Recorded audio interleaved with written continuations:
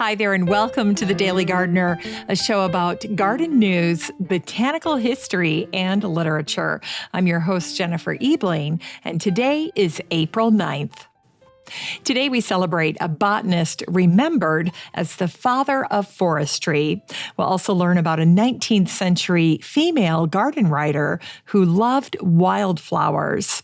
We'll recognize the broadcasting anniversary of a popular garden television program, and we'll hear words from a poet who was admired by Vida Sackville-West. And this poem compares the iris with the tulip. We grow that garden library today with a book about houseplants and how to keep them happy and healthy. And then we'll wrap things up with a story from last year. It's about sidewalk chalk and labeling neighborhood trees. And it caused a sensation on Twitter on this day last year. But first, I just want to remind you that today is Friday, and that means that today is the day that my Friday newsletter comes out. So if you'd like to receive that, all you need to do is head on over to the website for the show. It's thedailygardener.org. And then once you're there, right on the homepage, there's a place where you can sign up. And I try to make the newsletter like you're getting a wonderful note from a garden friend. So if you want to go ahead and subscribe to that, you can do so over at the website. And then if you're a huge fan of the show and you haven't left a review for the show over on Podchaser, I would love it if you would head on over there and leave a review for the show. I set a goal of getting 50 reviews for the show in 2021, and I'm over halfway to my goal. And I always appreciate the listeners that take the time to do that, to show their support for the show in that way. Now, again, that website is called Podchaser, P-O-D, and then the word chaser. And you just head on over there, type in The Daily Gardener, and then leave a review for the show. It's just that simple. And if you go ahead and do that, I will definitely give you a shout out both on the show and in the Facebook group for listeners of the podcast. All right, it's time for today's curated news.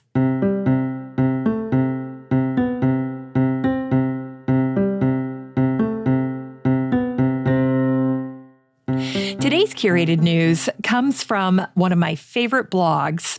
It's called Brain Pickings, and it's written by Maria Popova. And this particular post is about one of my all-time favorite gardeners, Derek Jarman. And the title of Maria's article is Growing Through Grief. Derek Jarman on gardening as creative redemption, consecration of time, and training ground for presence, or what most of us call mindfulness. In this article, Maria writes that if modern gardening has a patron saint, it must be the English artist, filmmaker, and LGBT rights activist Derek Jarman. In 1989, after his HIV diagnosis and his father's death, Derek left London and bought a small Victorian fisherman's hut on the shingled shores of Kent. He named the property Prospect Cottage. He created rudimentary sundials with beach pebbles on the shore. And of course, he gardened. He planted calendula, rue, chamomile, the Shirley poppy, nasturtium, dianthus, purple iris, and his favorite plant, sea kale. Derek once wrote, "I have never been happier than last week. I look up and see the sea outside my window, and today I saw my first bumblebee, planted lavender, and clumps of red-hot poker." Well, I tell you what, if you are a fan of Derek Jarman or his garden, Or if you simply believe that the garden is a place where you can find healing and restoration and grounding, you should definitely check out this post by Maria. And all you need to do to find it is head on over to the Facebook group for the show. And then when you're in the group, head on up to the magnifying glass and search for the word Derek, and this post will pop up. Now, if you're not in the Facebook group, it is so easy to join. All you need to do is the next time you're on Facebook, just search for Daily Gardener Community, where you'd search for a friend, and then request to join. I'd love to meet you in the group.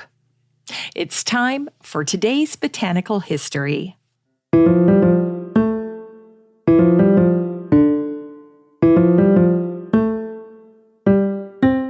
Here's Botanical History for today, April 9th. Today is the birthday of the American environmentalist and botanist Joseph Trimble Rothrock. Plagued by sickness as a child, Joseph felt called by the great outdoors. He wrote, "I just had to go to the woods. Throughout my entire life, I have sought the out of doors as a refuge against impending physical ills." One of Joseph's first jobs was working in the private herbarium of Asa Gray at Harvard while he was a student there studying natural sciences. And Joseph also befriended his geology professor, Louis Agassiz, whose motto was, "Study nature, not books." After leaving Harvard to fight in the Civil War, Joseph sustained wounds at Fredericksburg in Burnside's fight. Later, at an Army hospital, he shook hands with President Lincoln. In his old age, someone took a picture of Joseph and labeled it the Old White Pine and the Father of Forestry. In the photo, Joseph stands in front of a huge white pine. He has a long white beard and a kind expression, and his right hand holds a walking stick. The photo notes say that his right little finger was amputated at Fredericksburg. After recovering from his injuries in the Civil War, Joseph was planning to resume his studies at Harvard. But when he learned that his old professors, including Asa Gray, were planning to serve in the war, Joseph took Professor Gray's place, and he served another 3 months. Joseph went on to teach botany, became a surgeon, he went on expeditions, and he even wrote A Flora of Alaska. After becoming a Michaud lecturer on forestry, Joseph took a 9-month sabbatical to study under renowned botanist Anton de Bary at the University of Strasbourg in Germany. By 1893, Joseph was back in the United States, and he began to investigate the challenges that logging posed to Pennsylvania's forests, or to Penn's woods, as he called them. During this time, destructive forest fires were all too common, and long before Smokey the Bear, Joseph led the effort to prevent forest fires. Joseph observed that, quote, "Almost every forest fire is the result of ignorance, carelessness, or crime." In addition to educating people about forest fires, Joseph took a stance against deforestation. He also educated the public on tree propagation and forest restoration.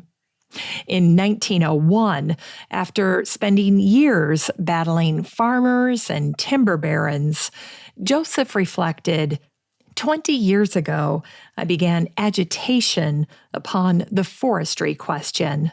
I have kept at it ever since. You have no idea of the amount of work it requires to change a generation from tree destroyers to tree restorers. It is something akin to a second birth. Today, Joseph Trimble Rothrock is remembered by the Rothrock State Forest in Pennsylvania. And every year on his birthday, today, April 9th, the entire Pennsylvania school system recognizes this day as Arbor Day. And today is the anniversary of the death of the British botanist, author, pragmatist, and survivor Phoebe Lankester, who died on this day, April 9th in 1900. Phoebe's birthday happens to be tomorrow. Born in 1825 as Phoebe Pope, she married the naturalist Edwin Lankester, who was a coroner and a medical reformer. Together, they had 11 children. When Phoebe was 49, Edwin died, and so she pursued writing in order to take care of herself and her family. Phoebe wrote under a number of pseudonyms. Her books were published under the name Mrs. Lankester. She also wrote a syndicated column under the signature Penelope for 20 years. Her work appealed to the masses. She wrote in a friendly and conversational voice. And she wrote about what she knew: plants, educating children, health, and being financially smart. Her book topics ranged from a plain and easy account of the British ferns, written in 1859, to The National Thrift Reader in 1880, where Phoebe wrote, "Often the most thrifty persons are the most generous because they can afford to be so." Phoebe often partnered with the illustrator James Sowerby and other members of the Sowerby family for illustrations in her books. For instance, Phoebe worked with James on 108 full-color drawings for a sweet little book that she called Wildflowers Worth Notice. An advertisement for the book in 1861 shared a question from her charming preface: "What flowers are not worth notice?"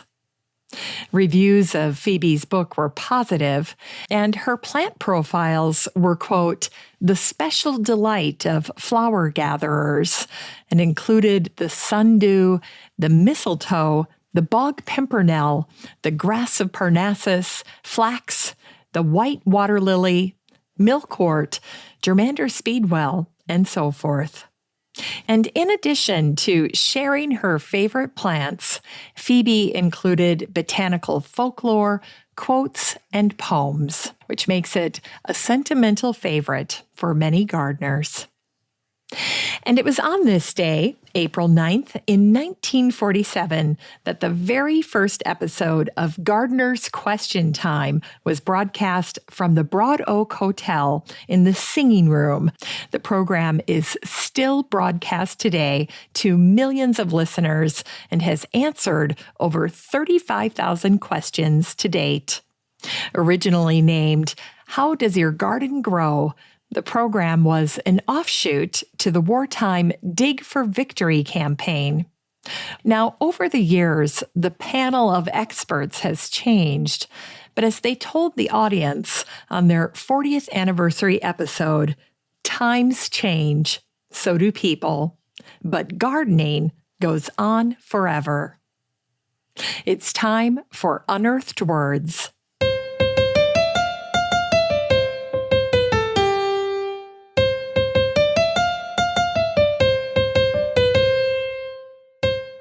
Today's unearthed words come to us from the English poet E.J. Scoville, whose birth name was Edith Joy. The great gardener and garden writer and garden designer Vita Sackville West was a huge fan of her work. Today's poem is called The Deaths of Flowers, and in this poem, Edith compares the iris and the tulip and how the flowers age and die. Here's Deaths of Flowers by E.J. Scoville. I would, if I could choose, age and die outwards as a tulip does. not as this iris drawing in, incoiling its complex, strange, taut inflorescence, willing itself a bud again, though all achieved is no more than a clenched sadness, the tears of gum not flowing. I would choose the tulip's reckless way of going, whose petals answer light, altering by fractions from closed to wide, from one through many perfections, till wrecked, flamboyant, strayed beyond recall. Like flakes of fire, they piecemeal fall.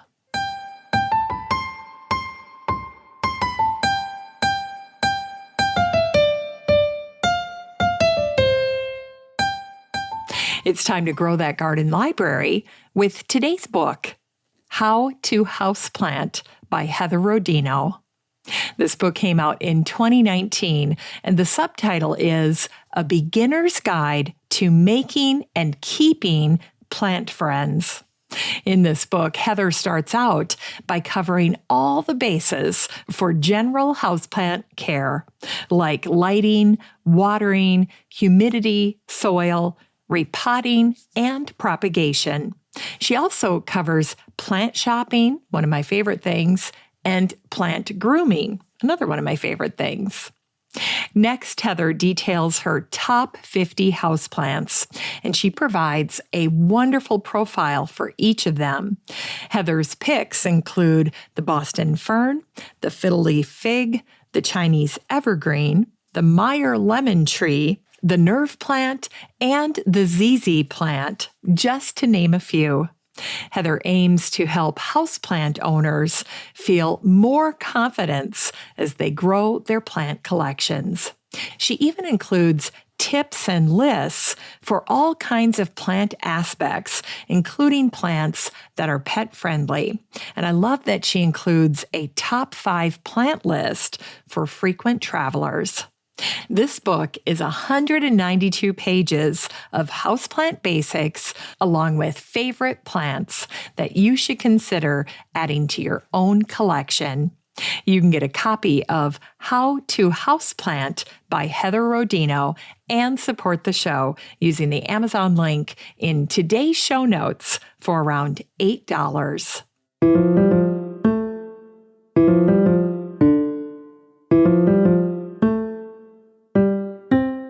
Finally, here's something sweet to revive the little botanic spark in your heart. Last year, on this day, April 9th in 2020, in the early days of the worldwide lockdown due to COVID-19, an English arborist started adding a charming touch to her neighborhood by labeling local trees with sidewalk chalk. This marvelous story started gaining traction when Elizabeth Archer tweeted this: "To whomever is chalking names and descriptions of trees on the pavements across Walthamstow, I love you. This made my heart sing today." Well, over 120,000 people from all over the world agreed, and they liked and retweeted Elizabeth's tweet, which included 2 pictures that showed the charming sidewalk chalk labels for a London plane tree, also known as the European sycamore. And in this case, the artist included a little snippet that said, "My favorite takes pollution out of the air." And then the next picture showed a tree labeled sycamore. And then next to it, they wrote, "A real survivor grows anywhere!" exclamation point. Well, the next day, after sharing that original tweet, Elizabeth posted, "Just to let you all know, I found her in about 10 minutes because Walthamstow people are wonderful. And it's the brilliant at Curious Wilds." Well, at Curious Wilds happened to be Rachel Summers, who runs the Curious Wilds Forest School, a place to explore connect, and have fun with nature, embracing local, urban, wild spaces. A qualified forest school practitioner and trainer, Rachel was originally a primary school teacher before discovering the joy of learning outdoors. And her little sidewalk chalk tree labeling was a natural extension of what she does every single day. And as Rachel likes to say, her hands are never quite mud-free. Thanks for listening to The Daily Gardener. And remember, for a happy, healthy life, garden every day. The Daily Gardener is produced in lovely Maple Grove and Wyoming, Minnesota, with the help of Paige Mance, Brooke Bierbaum, and Eric Begay. If you want to read today's show notes, just head on over to thedailygardener.org. And while you're there, be sure to sign up for my free Friday newsletter. And don't forget that you have a standing invitation to join the free Facebook group for listeners of the show. Just search for Daily Gardener Community the next time you're on Facebook and request to join. Last but not least, you can always get in touch by emailing me at jennifer@thedailygardener.org. I'm your host, Jennifer Ebling, and as always, have a great day in the garden, and we'll see you on Monday.